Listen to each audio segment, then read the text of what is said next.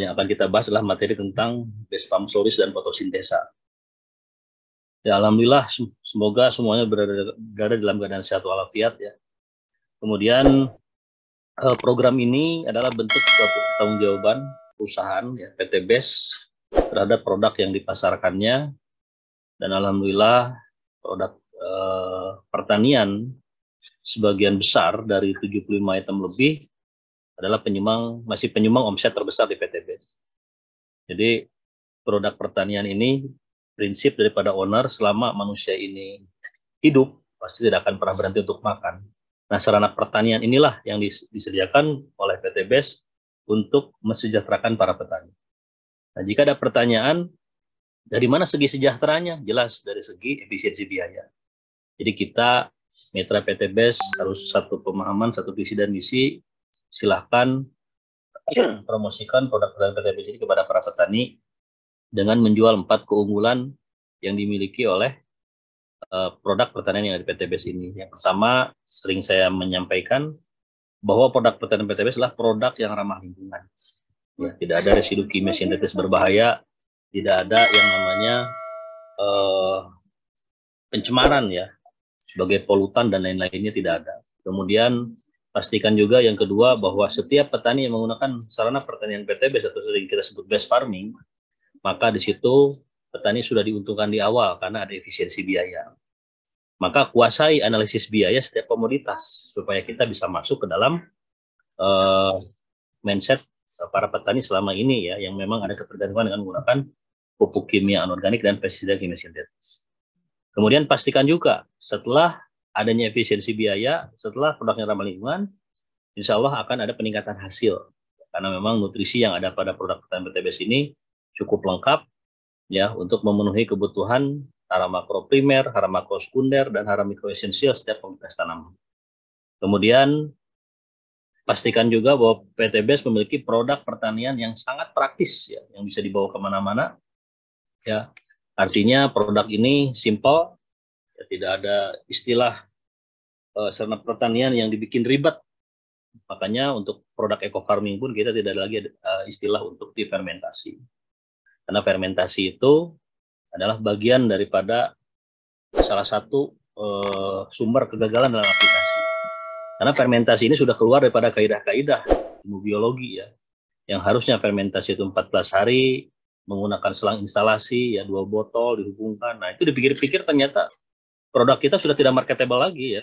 Padahal tujuan fermentasi tadinya untuk memperkaya mikroba, padahal tanpa difermentasi pun mikroba daripada salah satu produk yang ada di PT BES ini sudah banyak gitu kan. Maka dari edukasi ini kita tidak mengarahkan lagi istilah fermentasi untuk 2 produk baik premium maupun original. Kemudian 4 keunggulan tadi silakan dipahami, diresapi ya. Saya menyampaikan bagaimana cara memprospek para petani di daerah. Yang pertama ya, baik itu pekebun sawit maupun pekebun pertani, tanaman pangan, palawija, hortikultura, dan lain-lainnya. Jadi kita harus memahami dulu karakter petani di Indonesia ini. Yang pertama, petani di Indonesia ini sudah syarat akan pengalaman ya. Jadi kalau dianggap ditanya prestasi, mereka akan mengeluarkan semua prestasi-prestasinya, nanam begini, nanam begitu. Tapi yang harus kita ketahui adalah petani di Indonesia itu punya kelemahan. Yang pertama, bisa nanam tidak bisa jual, itu kelemahan. Yang pertama itu. Yang kedua, dari kelemahan yang kita tahu ataupun yang saya akan sampaikan, bahwa petani di Indonesia ini sehebat apapun pasti dia punya yang namanya permasalahan. Nah, contoh untuk di komoditas tanaman pangan, silakan Bapak dan Ibu dekati petani secara persuasif, jangan menggurui ya. Karena kita sudah tahu kalau dari pengalaman mereka lebih jago. Nah, sekarang kita masuk, Pak, selama ini ya, apa yang menjadi kendala Bapak dalam melaksanakan aktivitas pertanian gitu kan. Kita tanya saja. Nah, nanti keluar unek-unek gitu kan. Si jago-jagonya petani pasti akan keluar unek-unek. Pertama, langkanya pupuk biasanya. Kemudian dibatasinya pupuk bersubsidi, harga pupuk kalau tidak subsidi harganya tinggi. Ya. Kemudian ketiadaan pupuk tuh biasanya suka menghilang tuh. Musim panen tuh, musim tanam tuh suka menghilang. Nah, dari situ itu sudah jadi pegangan kita. Nah, yang pertama itu. Yang kedua pasti keluhan itu adalah masalah pengendalian hama dan penyakit tanaman. Nah, pengendalian hama dan penyakit tanaman inilah yang dibuat mindsetnya oleh para produsen ataupun para kapitalis ya yang sudah berjaya dari tahun 70 sampai sekarang, bahwa petani ini dibuat ketergantungan menggunakan pestisida. Nah, pestisida ini dalamnya ada insektisida, fungisida, bakterisida, akalisida, moluskisida, dan sida-sida yang lain banyak. Nah, maka dari sini kita harus memahami ya, sehebat-hebatnya petani pasti akan mengeluh di dua variabel tersebut. Dan seandainya kalau dua variabel tersebut ditiadakan, maka tidak ada istilah petani tersebut bisa bertani lagi gitu. Karena itu sudah dibuat ketergantungan. Bagi PTBS ada dan tidak ada dua variabel tersebut bukan suatu masalah ya, karena memang dua variabel tersebut adalah yang menyebabkan petani di Indonesia itu tidak akan pernah beruntung, tidak akan pernah untung ya. Karena apa? Karena biayanya sangat mahal dan tinggi. Maka 4 tadi saya ingatkan lagi, produknya ramah lingkungan, adanya efisiensi biaya, bisa meningkatkan efisiensi hasil, juga produk praktis. Nah, itu silakan jual kepada para petani di daerah. Nah, ketika ada petani keluhan, ataupun ketika kita ada pendekatan untuk memproduksi produk petani PTBS, maka di situ sampaikan tadi kita tanya keluhan tadi. Nah, keluhan di situ itulah nanti kita masuk. Nah, kita punya produk, insya Allah ini ya tadi 4 produk tadi ya, 4 keunggulan: ramah lingkungan, efisiensi, efektivitas tingkat hasil, dan praktis. Sampaikan, dok. Nah, di situ pasti akan meminta testimoni. Ya, di alurnya seperti itu biasa kalau petani di daerah. Akan meminta testimoni, kemudian kita pun mempersiapkan ya secara dokumentasi dan lain-lainnya, juga analisis biaya terutama. Dan yakinkan bahwa produk kita ini produk murah gitu ya. Jadi jangan dilihat ataupun kita jangan main di harga end user atau harga 250.000. Itu terlalu tinggi ya kalau untuk harga di tingkat petani. Maka semuanya amanat dari owner arahkan untuk menjadi mitra supaya ada diskon sampai 50% ya. Yang tadi 250.000 bisa jadi 125.000 saja. Nah, itu inti daripada pembuka ya di materi pada kesempatan malam hari ini. Jadi intinya petani, sehebat-hebatnya petani, tetap mereka pasti punya keluhan. Nah, keluhan inilah kita tampung, kemudian kita masuk di keluhan mereka. Intinya kalau untuk alur bertani, gaya petani untuk tanam jagung, untuk tanam padi, mereka sudah punya cara tersendiri. Cuma kita di sini ada SOP tersendiri ya, terutama dalam SOP based farming yang diaplikasikan ya memang sesuai dengan rekomendasi yang dibuat oleh Industrial Based Farming. Supaya hasilnya meningkat, dan alhamdulillah yang sudah mempraktekkan pun hasilnya cukup signifikan dan bagus. Nah, kemudian masuk ke materi yang inti ya. Saya tidak membuka dulu tentang ini ya, tentang slide dulu. Saya kasih gambaran dulu. Di PTBS ini dari 75 item lebih, dan itu target daripada owner PTBS, setiap bulan pasti akan ada produk baru. Ya, baik itu minuman kesehatan, kemudian baik itu kecantikan, ya, penghemat BBM, kemudian produk pertanian, itu akan diprogram, akan ada produk setiap bulannya pasti ada yang baru. Karena inilah sebuah perusahaan yang memang niat dan memang untuk menjadi yang terbaik di Indonesia maupun di dunia, yaitu ketersediaan produk. Nah, dari ketersediaan produk ini, adanya produk-produk baru ini tidak menutup kemungkinan nanti di produk pertanian pun akan muncul produk baru. Cuman selama ini saya pantau banyak yang mau masuk produk pupuk dan lain-lain ya, karena memang membutuhkan apa yang disebut dengan bukan persetujuan ya, karena saya tidak punya hak. Cuman saya memberikan arahan saja. Kalau untuk nutrisi ini sudah banyak di PTBS ini, supaya mitra tidak pusing. Nah, yang paling urgent adalah seperti pengendali gulma dan lain-lain, itu boleh silakan. Nah, tapi secara prinsip, jadi produk diversifikasi produk pertanian ini ya kedepannya ya pasti akan bertambah kan. Dulu pun eco farming original cuma satu kan. Nah, sekarang diversifikasi keragaman sudah mulai bertambah.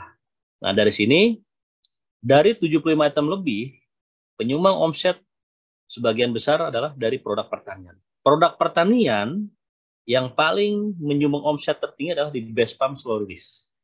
Sampai sekarang masih di BSR. Nah, BSR ini adalah pupuk ya, pupuk yang memang di dalamnya syarat dengan teknologi. Makanya banyak para pemilik kebun sawit sudah melihat testimoni tetangganya menggunakan BSR dan fotosintesa. Masih penasaran, diujikan ke lab. Nah, ketika diujikan ke lab, ternyata kandungan NPK-nya tidak sesuai harapan mereka, gitu kan. Karena mereka itu yang dibutuhkan data, gitu kan. Kalau menurut saya ya, apa ya, yang dibutuhkan itu hasil sebetulnya. Karena target ujung-ujungnya biarkan rekening bicara, gitu kan. Karena data apa? Karena kalau dilihat dikaji ya, kandungan NPK seperti BSR itu banyak yang mengujikan itu kecil semua, gitu. Tapi logikanya dari kandungan NPK yang kecil ini, kenapa bisa menghijaukan warna daun dan pelepas sawit? Nah, inilah yang namanya teknologi. Nah, maka dari sini saya akan menyampaikan pembuka tentang produk BSR ini.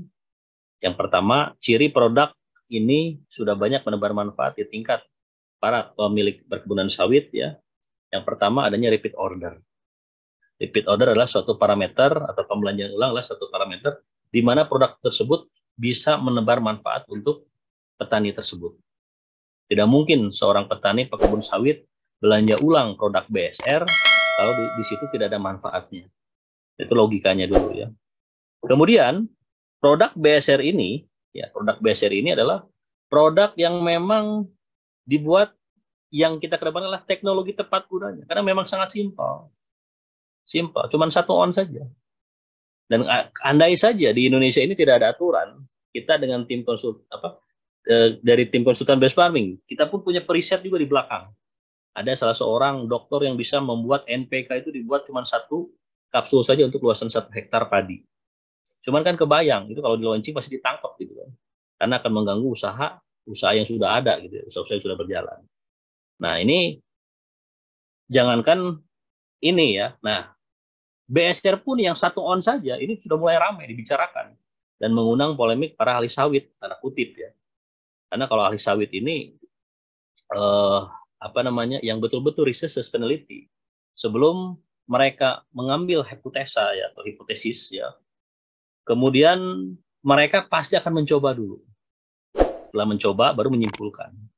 Nah, dari situ kalaupun bagus pasti akan membuat jauh lebih terbaik lagi dengan teknologi yang sudah ada ini. Nah, ini ada beberapa yang dianggap ahli sawit tanda kutip belum pernah mencoba bikin berkoar-koar di TikTok, berkoar-koar di media sosial bahwa produk ini produk yang tidak masuk akal gitu kan.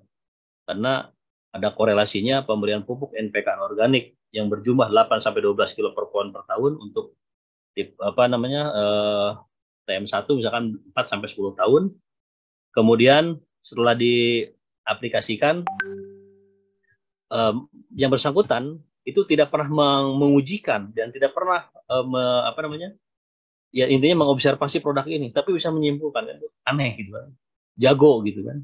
Nah, maka dari itu kita tidak terlalu menyikapi terlalu serius ya, karena yang namanya seorang researcher peneliti juga sesama peneliti atau formulator pasti dia akan berlomba-lomba membuat karya yang terbaik, bukan untuk saling menjatuhkan. Karena produk PT BES ini, terutama BES Palm Solution dan fotosintesa untuk kebunan sawit ini, yang pertama tidak perlu diperdebatkan lagi, karena ini produk dikhususkan untuk para petani kecil yang memang sudah mendapatkan pupuk. Yang kedua, tidak perlu diuji secara klinis lagi, secara akademis, baik itu secara lab dan lain-lain. Tapi intinya produk ini adalah untuk membela para petani yang sudah mendapatkan pupuk. Ya, kalaupun ada hubungannya dengan legalitas, ya alhamdulillah legalitas kita sudah kuat. Legalitas kita sudah kuat. Maka dari itu produk pertanian BSR, Base Palm Solution dan fotosintesa, ini adalah satu kesatuan yang tidak bisa dipisahkan untuk setiap komoditas tanaman. Makanya sering kita buat SOP-nya SOP Base Farming. Ya. Semua produk digunakan dan didominasi oleh BSR dan fotosintesa. Nah, hasil kajian kita ya dengan formulator ya, terkadang ada juga Pak Raden, beliau ketika ada waktu luang sering diskusi menyampaikan ya bahwa ada yang namanya SOP terbaru sebelum aplikasi BSR itu wajib diaplikasikan fotosintesa. Kenapa harus diaplikasikan fotosintesa dan kenapa ada SOP terbaru harus diaplikasikan sebelum BSR aplikasi fotosintesa itu tadi. Yang pertama, fotosintesa dan BSR itu diciptakan di formulasi itu untuk saling melengkapi kebutuhan hara makroprimer yaitu NPK, nitrogen fosfor kalium, hara makrosekunder kalsium, magnesium dan sulfur, serta 7 hara mikroesensial. Nah, itu kalau diaplikasikan bersamaan, itu saling melengkapi. Maka alhamdulillah kami pun dari tim konsultan base farming bagaimana caranya menjembatani ya keinginan dari produsen, kemudian dari PTB sendiri, kemudian menjembatani langsung ke para mitra. Alhamdulillah sudah banyak SOP yang dibuat untuk setiap komoditas tanaman yang alhamdulillah berdiri sendiri tanpa menggunakan pupuk dari luar dan pestisida dari luar. Itulah SOP base farming namanya. Nah, maka dari itu dari penggunaan BSR ini ya, sebelum aplikasi BSR ini wajib mengaplikasikan fotosintesa. Dan alhamdulillah ya kami pun dari independen mengujikan juga secara independen ya kandungan-kandungan yang selama ini menjadi polemik ya, pertanyaan para perusahaan sawit besar swasta, besar menengah, kita ujikan ternyata luar biasa kandungan nitrogen, terutama nitrogen pada fotosintesa itu sampai 12,7%. Itu ada data yang sudah kami buat. Diajukan kepada salah satu lembaga yang berwenang, salah satunya Sukopindo. Nah, artinya itu hanya pegangan saja. Nah, sebetulnya di dalamnya, ya, kalau ada pertanyaan, Pak, bagaimana mungkin kinerja BSR ini bisa mengcover kebutuhan nutrisi untuk sawit berumur 4-10 tahun, ya selama 3 bulan ke depan, sedangkan ini kan barang kecil, gitu kan. Ini banyak pertanyaan. Nah, Bapak dan Ibu harus punya jawaban. Nah, jawaban inilah yang sering saya sampaikan di dalam program Zoom meeting. Nah, pertanyaan itu muncul karena analogi mereka ataupun kesimpulan mereka, para aktivis ataupun para praktisi sawit ya, Disosus dan lain-lainnya, mereka punya pemahaman bahwa yang namanya sawit itu rakus hara. Ya, diberikan pemupukan itu baik itu jenis nitrogen, fosfor, kalium, dari urea, SPT, dan KCl, itu bisa sampai di atas 10 kilo per pohon per tahun. Sedangkan kita cuma 1 on saja. Nah, itu pertanyaan itu ketika ada mengarah kepada kita, jawabannya paling gampang. Ya. Dan ini bagaimana mungkin kinerjanya cuma 1 on saja, sedangkan kami memupuk di atas 10 kilo per pohon per tahun. Nah, silakan kembalikan lagi pertanyaan itu kepada yang bersangkutan. Ketika Anda mengaplikasikan pemupukan, katakanlah kisaran 8-12 kilo ya, karena ada juga yang di atas 12 kilo per pohon per tahun yang berumur di atas 4-10 tahun. Nah, silakan tanyakan berapa sebetulnya ketika Anda mengaplikasikan 8-12 kg per pohon per tahun untuk satu pohon kelapa sawit ya, berapa yang bisa diserap oleh tanaman, berapa yang menjadi residu ataupun yang terikat oleh logam berat, dan berapa yang menguap, terutama unsur nitrogen. Kita balik nanya ulang lagi gitu kan. Insya Allah itu tidak akan bisa dijawab. Ya. Kenapa tidak bisa dijawab? Karena dijawab perlu.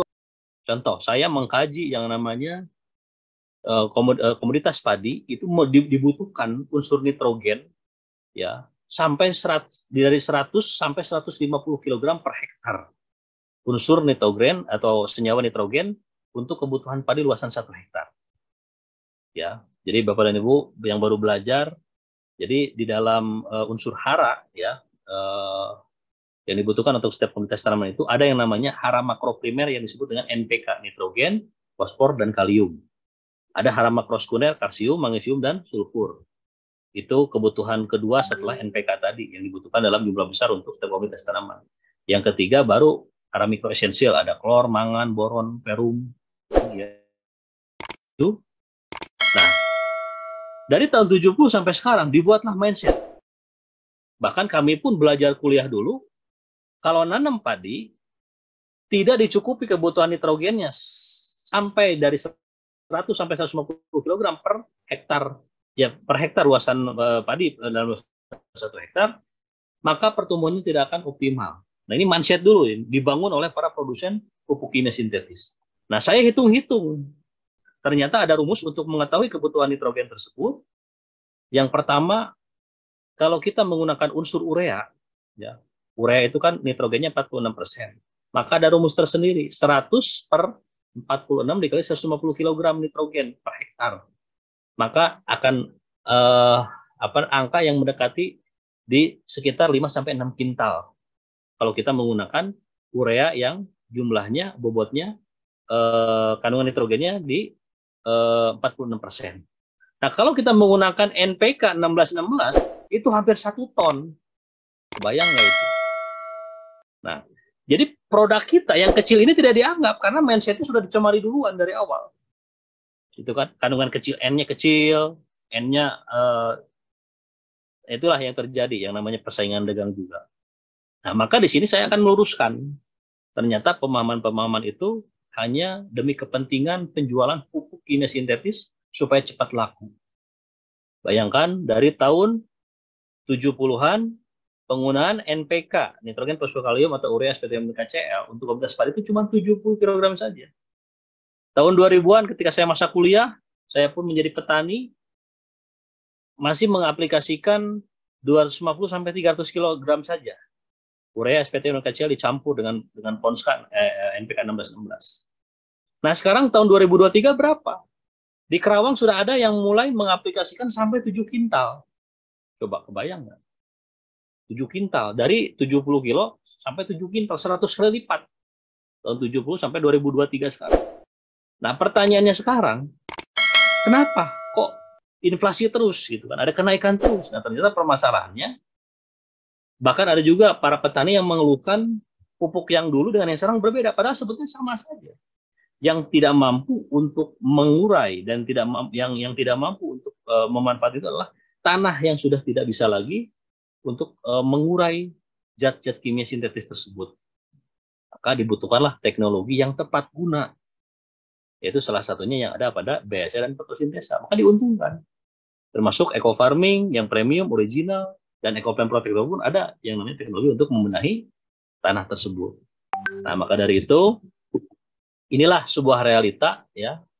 Jadi rata-rata para praktisi sawit mereka itu melihat kandungan BSR itu berapa kandungan nitrogennya, kemudian fotosintesa berapa kandungannya. Jadi pas dicek yang BSR kok 0,00 sekian gitu kan. Muncul, wah ini produk yang tidak bisa tidak bisa dipertanggungjawabkan. Itulah yang namanya opini ya. Nah, maka di sini saya perlu menyampaikan inti daripada produk yang diproduksi atau diformulasi oleh Paraden dengan timnya itu adalah produk yang di dalamnya ada teknologi yang memang hanya tanaman saja yang bisa menikmati. Maka diuji dimanapun tidak akan keluar itu teknologinya. Apa teknologi apa? Salah satunya humic acid. Asam humat itu adalah asam yang bisa ya, asam humus namanya, yang bisa memanfaatkan berbagai residu kimia sintetis tadi untuk dirubah menjadi nutrisi terbaik untuk tanaman. Sehingga bisa memperbaiki sifat fisik, kimia, dan biologi tanah. Itu asam humat. Yang memang selama ini tidak pernah disenggol oleh para pemilik perkebunan sawit. Kemudian teknologi mikroba pun sama banyak di situ. Baik di BSR maupun di fotosintesa. Apalagi fotosintesa ada fotosintesa bakteria. Nah, maka dari itu, ketika ada pertanyaan tadi yang mengarah kepada bagaimana mungkin 1 on bisa mengcover kebutuhan nutrisi selama 3 bulan ke depan untuk sawit yang berumur 40 tahun, maka jawabannya tadi ya, banyak terutama dari aplikasi yang tadi di atas 8-12 kilo tadi, saya pastikan di situ tidak diserap semuanya. Maka inilah yang namanya teknologi yang bisa memanfaatkan berbagai residu kimia sintetis. Bahkan analoginya Paraden sendiri yang memformulasikan ini, ketika kita bobot badan kita ya, yang 60, 70 ataupun 50, tidak selamanya makannya pun harus 40 atau 60 kilo gitu kan. Nah, cukup nutrisi-nutrisi saja. Bahkan para para ahli, kemudian para orang yang bekerja, yang menggunakan tenaga, yang menggunakan otak itu berbeda. Dari kalori, kemudian dari jenis nutrisinya pun berbeda. Contoh, mohon maaf, yang bekerja menggunakan otot pasti karbohidrat jauh lebih banyak. Yang bekerja lebih mengarah kepada kerja otak, maka protein yang harus diperbanyak. Nah, ini kan tidak selamanya kuantitas yang dikonsumsi itu harus banyak. Ya, salah satunya tadi teknologi ketika ada astronot ya yang ditugaskan dalam sebuah negara untuk melepaskan satelit di salah satu planet misalkan, atau yang mendarat di bulan, itu kan konsumsinya hanya sedikit sekali, kecil saja. Nah, itulah yang namanya teknologi, dan itu tidak usah diperdebatkan. Yang jelas, kalau terjadi apa yang disebut dengan yang mengarah kepada perdebatan, langsung di-cut saja kapan Anda mau mencoba produk kami. Tidak, intinya itu saja. Karena produk ini bukan untuk diperdebatkan. Dan alhamdulillah dari hitung-hitungan efisiensi biaya, alhamdulillah produk kita ini jauh lebih efisien dibanding yang menggunakan pupuk NPK yang kalau menurut saya isinya fata morgana semua. Jadi diaplikasikan tapi nge-track masih ada gitu kan. Nah, jadi saya akan coba dulu buka ini ya, slide untuk gambaran saja supaya lebih mengarah. Yang pertama, kenapa yang pertama di PT BES ini ada namanya pillow. Nah, pillow ini kan bantalan. Nah, tapi di sini keinginan daripada owner ingin ada rebranding nama. Jadi nama produk ini supaya dekat dengan nama PT BES itu sendiri ya.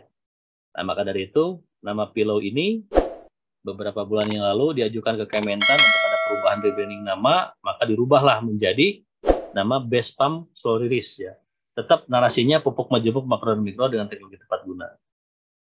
Nah, dari pupuk Best Farm Slow Release ini, kenapa namanya diarahkan kepada Best Farm ataupun tidak ada T-nya? Karena yang menggunakan ada T-nya, BEST seperti Badan Ekosistem Teknologi itu sudah ada yang memiliki hak kekayaan intelektual yang tidak bisa digunakan.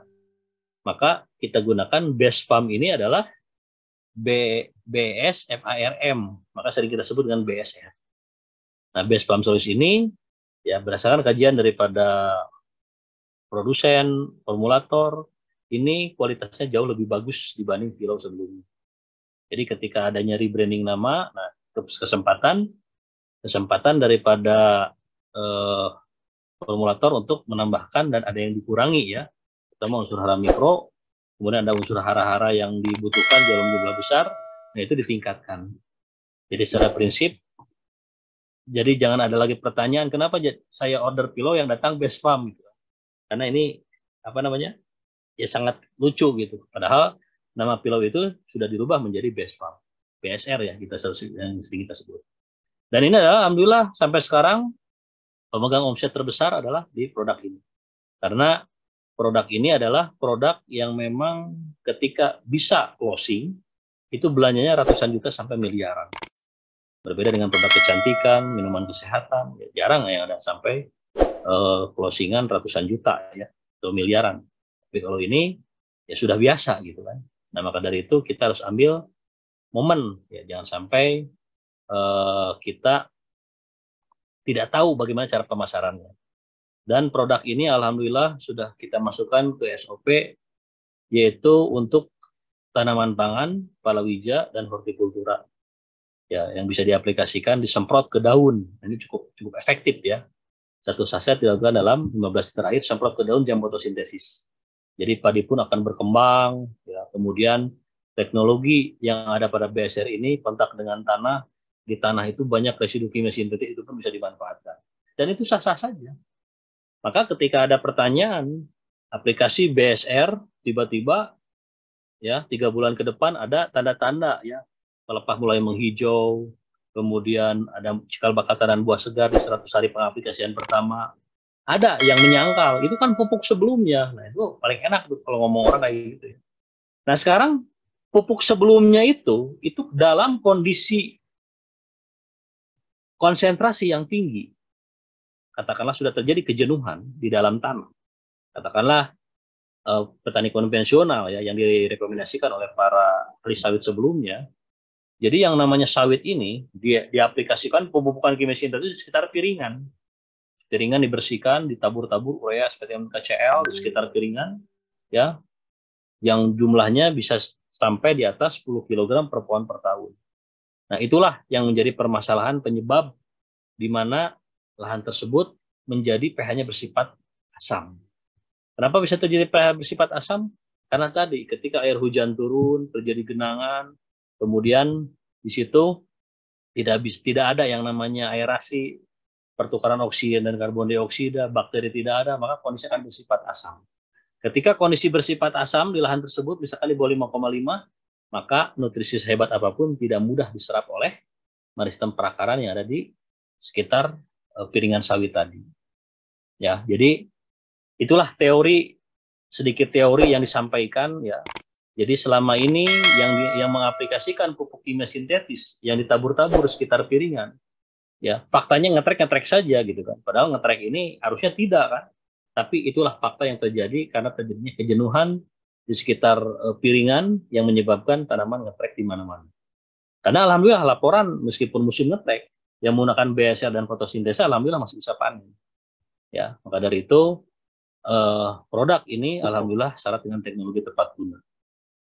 Kemudian kalau dilihat daripada kandungan, ini salah satu ada, ini perlu saya sampaikan juga. Ada yang mengujikan nitrogennya 2,03, P2O5-nya 5,25, K2O-nya ada 4,61, ini waktu masih pilau.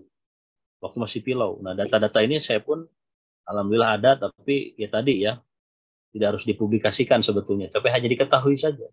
Karena di sini ada teknologi yang memang salah satu, jadi kita ada kenalan salah seorang dokter, beliau diminta satu kalimat untuk produk ini yang sedang rame dibicarakan ataupun yang sedang rame di pit ordernya di PT BES.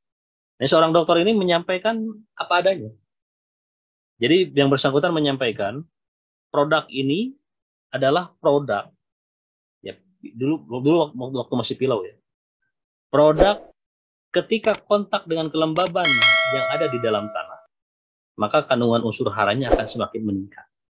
Nah, itu seorang dokter ahli nutrisi pupuk. Makanya ketika musim kemarau kita tidak usah menyiram ya, hanya mengandalkan kadar air yang ada di udara saja atau relative humidity, kemudian bisa melembabkan sekitar permukaan tanah, ya di situ akan bereaksi. Nah, jadi kesimpulannya, ketika dicek oleh siapapun, baik di Sukopindo, di PPKS, dimanapun, tidak akan muncul angka yang sebenarnya. Nah, logikanya 2,03 itu dibanding 46% kandungan nitrogen yang ada pada BSR, ya, yang ada pada BSR. Kemudian di fotosintesis ini muncul 0,31. Nah, terakhir kita ujikan ternyata 12,75. Ada juga datanya nih. Saya buat ya, saya pegang. Nah, artinya inilah sebuah teknologi yang memang tidak hanya sebatas NPK saja yang menjadi parameter. Karena di dalamnya di sini ada yang namanya humic acid, ada teknologi mikroba terutama itu. Yang disebut teknologi tepat guna, itulah yang bisa meningkatkan hasil. Maka dari itu, kita tidak bisa hanya melihat kandungan NPK-nya segini. Karena logikanya begini, ada beberapa testimoni, kalau misalkan kandungan NPK ini atau nitrogen ini kecil, karena nitrogen ini hubungannya dengan yang bisa menghijaukan warna daun, pelepah daun, dan lain-lain. Kalau di padi bisa memperbanyak anakannya. Kenapa sekecil ini bisa mengkilapkan warna daun kelapa sawit? Nah, kira-kira logikanya gimana gitu kan? Nah, inilah sebuah teknologi yang memang cukup dibuat tagline biarkan tanaman bicara itu. Karena hanya tanaman yang bisa menikmati ini semua. Maka SOP terbaru supaya tidak menjadi polemik yang mengujikan kandungan NPK di BSR kecil. Nah, ini bisa dilihat. Nah, yang terbaru ini di sini kan 0,31. Yang terbaru itu tembus di 12,75. Data yang saya pegang ya. Di salah satu lembaga yang berwenang diujikan kita fotosintesa kandungan nitrogennya cukup tinggi. Nitrogen organik ya. Nah, ini sebuah gambaran bahwa aplikasi BSR ini harus dikombinasi dengan fotosintesa. Itu sudah menjadi baku ya, rekomendasi dari formulator. Kemudian kalau lihat dari kandungan, inilah yang bisa dipublikasikan. Ada unsur nitrogen, P2O5, ya, fosfor, K2O, potasium, kemudian pH solution, moisture, CSC berhubungan dengan apa namanya, kapasitas tukar kation, ada C organik juga, ada C per N ratio, ada SO4 sulfat, berarti unsur belerang, ada unsur klorin, gibelin, oksin, strogenin, ya. Kemudian kalsium, magnesium juga cukup tinggi, ya, apalagi dikombinasi dengan fotosintesa. Nah, maka inilah produk yang memang tidak semuanya dipublikasikan ke umum, ya, karena itu sebagai salah satu hak kekayaan intelektual yang memang tidak bisa dipublikasikan secara keseluruhan. Bahkan informasi terbaru ini ada 60 kandungan yang sampai sekarang kita tidak mempublikasikan pada umum, ya, jadi pemasaran. Itu bagian strategi juga ya. Yang penting produk ini alhamdulillah ya, untuk di komunitas padi di SOP Best Farming bisa meningkatkan hasil. Kemudian untuk di komunitas tanaman palawija, hortikultura ya, alhamdulillah bisa meningkatkan hasil. Karena itulah yang namanya produk intinya diproduksi ya supaya di tingkat petani ada rasa kenyamanan, maka di sini legalitas sudah komplit semua, sudah lengkap semua. Jadi tidak ada lagi istilah yang menjelek-jelekan dan lain-lainnya ya. Karena logikanya seorang ahli sawit misalkan menjelekkan produk ini belum pernah mencoba, ya gimana kita bisa percaya gitu. Padahal produk ini yaitu tadi untuk digunakan dan diobservasi gitu kan. Makanya kita tidak terlalu menanggapi ya beberapa yang menjelekkan. Nah, artinya kalau memang yang bersangkutan itu betul-betul sebagai kompetitor, sebagai formulator juga, buatlah yang terbaik dari produk ini. Yang ada adalah nyinyir saja.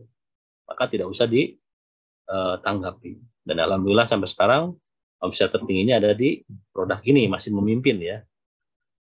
Nah, kemudian cara aplikasi ini, sebelum diaplikasikan di 20-30 cm dari pangkal pohon, itu wajib diaplikasikan fotosintesa. Nah, fotosintesa ini dibutuhkan berapa? Jadi, dari secara hitung-hitungan, ya, hitung-hitungannya dulu ya, supaya gampang sebelum ke aplikasi. Nah, ini hitung-hitungannya ini. Jadi, head to head, petani konvensional yang menggunakan pupuk kimia anorganik dengan yang menggunakan BSR, Base Farm Risk, ini dihitung-hitung ya. Pertama, ada sebuah pengakuan dari seorang juragan sawit di Palangkaraya ya, bahwa beliau menyampaikan untuk tanaman sawit yang berumur 4-10 tahun, beliau menyampaikan saya menghabiskan 97.000 per pohon per tahun tanpa menyebutkan pupuknya pupuk apa. Kemudian data-data ini saya sampaikan di depan para juragan sawit di daerah Sintang, Kalimantan Barat ya, karena dulu ada undangan VIP ya. Orang tidak banyak, tapi kalau dikumpulkan itu bisa ratusan hektar ya, lebih sampai ribuan hektar. Jadi satu orangnya cukup, ada yang 100 hektar, ada yang lebih ya, ini di Sintang. Ketika saya menyampaikan 97.000 per pohon per tahun, ada beberapa juragan sawit yang menyampaikan terlalu sedikit Pak, kami bisa lebih dari 130.000 per pohon per tahun gitu kan. Nah, ini faktanya. Makanya kita ambil bahwa biaya analisis inilah yang nanti akan menjadi tolak ukur sebagai acuan juga sebagai daya tarik para pemilik kebun sawit untuk menggunakan produk kita. Nah, ini kita hitung saja ya, dibutuhkan meskipun ada yang mau memupuk, aplikasi pemupukan sampai di atas 12 kilo, kita ambil 8 kilo saja. 8 kilo pun ini ya, yang menggunakan MPK 1616 ini kita hargakan 15.000 saja. Sekarang fakta sudah nyampe 20.000 ya untuk per kilo dalam hitungan satu karung ya. Nah, di sini bisa dilihat 8 kg per pohon dikali 15.000 dikali 120 pohon per hektar. Maka di sini ada aplikasi pemupukan 3 kali per tahun. Anggap 14.400.000 rupiah. Kemudian kisrit. Nah, kisrit ini adalah magnesium sulfat MgSO4 yang digunakan oleh petani sawit ya sebagai pengganti dolomit. Untuk menaikkan pH iya, untuk sebagai pupuk hara makro sekunder pun iya. Karena isinya adalah magnesium dan sulfur ya, MgSO4. Nah, ini kisrit ini jauh lebih mahal dibanding dolomit. Kalau dolomit kalsium magnesium karbonat, CmgCO3 2 kali, kalau ini kisrit ya, MgSO4. Nah, ini dihitung-hitung 1 kg per pohon per tahun, kali 120 pohon dibutuhkan kali 4.480.000. Kemudian boret, unsur boron untuk kualitas dan meningkatkan rendemen CPO ya. Ini dibutuhkan 0,75 kg per pohon dikali 17.000 per kilogram. Jadi 12.750 dikali 120 pohon 1.530 pengadaan boretnya saja. Di total ini adalah 16.410.000 untuk luasan 1 hektar dalam kurun waktu 1 tahun dengan jumlah populasi 120 pohon. 16.410.000 ini dibagi 120 pohon, itu jatuhnya 136.750 rupiah. Dan ini tidak jauh dari yang pengakuan seorang juragan sawit yang ada di Sintang, Kalimantan Barat tadi. Jadi ada yang menggunakan sampai 130.000 lebih. Dan ini kita ambil 136.750 rupiah. Nah, ini head to head seperti ini ya, untuk 120 pohon dulu yang pelepah panjang. Jadi kita tidak membahas dulu populasi yang di atas 120 ya, supaya gampang ngitungnya kita analogikan di 120 pohon dulu. Kemudian Yang menggunakan pupuk BSR berapa? Nah, ini dibutuhkan 1 saset BSR per pohon, ya, dikali 4 kali aplikasi per tahun. Jadi dibutuhkan 4 saset per pohon, kali 120 pohon, 480 saset. 480 saset ini dibagi 10 saset per boxnya, maka didapatkan 48 box saja, ya 48 box saja, dikali 125.000 harga repeat order. Karena kita di sini tidak ada kepentingan untuk menjual di 250.000 dulu. Ya. Maka nanti strateginya harus dimasukkan menjadi mitra dulu. Kemudian dihitung-hitung, ya 48 box kali 125.000 itu jatuhnya 6 juta saja, 6 juta harga member kemitraan. Nah, 6 juta ini kalau di head to head, ya, dengan yang 16 juta 10.000, jelas sudah ada selisih 10 jutaan. Nah, tapi di sini ada yang namanya SOP yang terbaru dari produsen dan formulator, harus diaplikasikan fotosintesa. Maka di sini harus ada penambahan biaya produksi, yaitu 1 paket repeat order fotosintesa sebanyak 16 saset. Jadi sebelum aplikasi BSR ini, wajib diaplikasikan fotosintesa 4 saset per hektar dosis jatahnya. Jadi paling gampang, kalau proporsinya 120 pohon, 1 saset fotosintesa ini untuk 30 pohon. Ya, untuk 30 pangkal pohon atau tempat di mana BSR itu nanti dipendam. Nah, jadi dibutuhkan 4 saset. Misalkan ada sumber air, 1 saset kita lakukan dalam 30 liter air, kita siramkan di pangkal pohon 1 liter per pohon. Nah, total sampai 4 saset untuk luasan 1 hektar atau setara dengan 120 pohon. Nah, jadi kalau di total 6 juta dikali atau ditambah 2 juta repeat order fotosintesa sebanyak 16 saset fotosintesa, maka di total biaya produksinya 8 juta per hektar per tahun. Ya. 8 juta per hektar per tahun. Nah, ini 16 juta 410.000. Jadi sudah ada efisiensi 50%-nya. Nah, sekarang dihitung 16 juta 410.000 dibagi 120 pohon itu jatuhnya 136.750 rupiah. Nah, yang menggunakan SOP base farming antara fotosintesa dan BSR 8 juta dibagi 120 pohon jatuhnya 66.666. 66.000 saja. Yang tadi 136.000, ini 66.000 saja. Tetap meskipun ada fotosintesa, harga tetap masih murah. Jadi jatuhnya cuma 66.000 saja per pohon per tahun. Dibanding yang tadi juragan sawit yang pertama 97.000, tetap kita masih di bawah. Nah, sekarang tingkat efisiensi biayanya, atau tingkat efektivitasnya. Kalau efisiensi biaya itu sudah jelas ya. Meskipun ada penambahan repeat order fotosintesa 1 paket repeat order 16 saset, tetap masih murah hitungannya. Nah, efektivitasnya seperti apa? Nah, alhamdulillah ternyata kajian-kajian ini di para mitra yang memiliki kebun sawit, alhamdulillah ya. Jadi pertama tanah sawit di Indonesia itu berbeda-beda. Ada tipe 1, tipe 2, tipe 3, tipe 4, banyak tipenya. Ya, istilah tipe 1 yang tadinya tanahnya subur, kemudian semakin ke sana malah semakin miskin hara. Itu berbeda juga kondisinya, yang tergenang, yang pasang surut, ya, yang mineral, yang rawa, ataupun yang lahan gambut, dan lain itu berbeda-beda. Tapi secara prinsip, menggunakan produk BSR ini, alhamdulillah, ya, info dari Paraden sendiri, ada yang tembus sampai di tanah tipe 1, ya, ada yang tembus sampai di 30 atau 35 ton yield per tahun. Nah, jadi biasanya hasil itu adalah tonase tandan buah segar, total tonase ya, dalam luasan 1 hektar per tahun. Kisaran 15 sampai 35 ton per tahun per hektar. Itu namanya yield ya. Nah, ini alhamdulillah. Jadi kalaupun dihitung-hitung, harga kelapa sawit sekarang di katakanlah di 2.000 saja. Ya, katakanlah ada yang bisa tembus di 30 ton saja, tidak nyampe 35 ton. 30 ton dikali 2.000 sudah 60 juta. 60 juta dikurangi biaya pengadaan produksi ini cuma 8 juta, tetap masih untung. Ya. Jadi adanya aplikasi BSR dan fotosintesa di gabung ini, jadi nanti tidak ada lagi istilah BSR yang masih utuh. Karena BSR yang masih utuh itu karena fluktuasi kondisi pH di dalam tanah tersebut. Nah, adanya fotosintesa ini bisa membantu untuk proses penguraian dan meningkatkan kinerja dari BSR itu sendiri. Ya. Jadi intinya ikutin saja SOP yang direkomendasikan oleh produsen dan formulator. Tetap hitung-hitungan tetap masih masuk. Ya.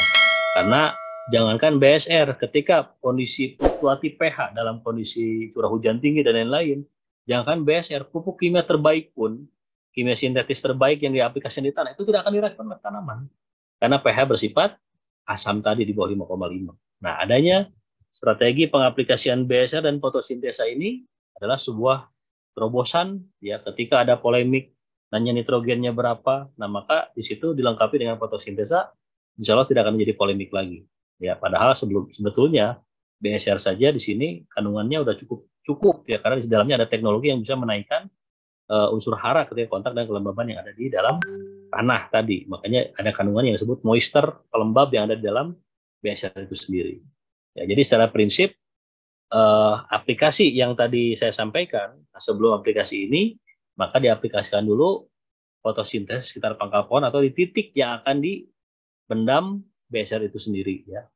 Nah, ini sebuah strategi yang direkomendasikan oleh formulator. Ya, jadi alhamdulillah yang mengaplikasikan ini hasil mulai meningkat. Ya. Kemudian, kalaupun kita mau mengevaluasi seberapa lamakah uji demplot dalam luasan 1 hektar, berapa lama pengujiannya gitu kan. Nah, itu paling cepat ini kita bisa menyimpulkan di 1 tahun saja. Karena kalau kita mengujikan di PPKS dan tempat lainnya itu di 2 tahun rata-rata. Tapi di 1 tahun ini dianggap kita sudah bisa menyimpulkan respon tanaman seperti apa dalam fase vegetatifnya, fase generatifnya ya. Nah, disitulah kita nanti akan tahu setelah 1 tahun pengaplikasian. Dan hasil yield per tahun pun itu bisa disimpulkan setelah tadi aplikasi selama 1 tahun, yang lebih mengarah kepada peningkatan produksi tanaman buah segar tadi ya. Jadi sebetulnya materi daripada BSR ini tidak terlalu ribet ya. Intinya silakan aplikasikan apa yang direkomendasikan oleh produsen dan formulator, dampingi dengan fotosintesis di tahap awal, kemudian pendam BSR di situ, nah insya Allah pantau di situ ya. Jadi tidak usah lagi menaburkan dolomit karena pH insya Allah akan naik. Karena kandungan daripada magnesium dan sulfur yang ada pada fotosintesis cukup tinggi juga setelah saya cek itu ternyata. Nah, maka dari itu ikuti rekomendasi daripada produsen ya, daripada produsen dan formulator, yaitu mengkombinasikan antara BSR dan fotosintesa untuk komoditas kelapa sawit ya. Jadi untuk saling melengkapi dari nutrisi, ya kebutuhan hara makroprimer, sekunder dan mikro esensial, kemudian ada teknologi pemenah tanah, dan intinya untuk meningkatkan kinerja daripada BSR ini supaya jauh lebih cepat diserap oleh meristem perakaran. Ya, jadi intinya itu saja Mas Budi ya. Karena materi ini kalau para denisi pun tidak terlalu panjang karena lebih mengarah kepada harus diaplikasikan segera ya. Ataupun harus dibuktikan dengan cara diaplikasikan di suatu kawasan yang mau dibuat demplot tadi ya. Kalau di kita di sini di Timur Sulawesi hanya panduannya saja. Nah, ini sudah ada di buku Farming Guidebook ya. Untuk panduan ini berapa yang dibutuhkan untuk replanting kelapa sawit yang baru ya, yang berumur di bawah 2 tahun, yang di bawah 4 tahun berapa, nah ini sudah ada lengkap semua. Jadi intinya aplikasi BSR dan fotosintesa itu saja ya. Jadi untuk sesi pertama ini saya sempurnakan, alhamdulillah. Alhamdulillahirrahmanirrahim.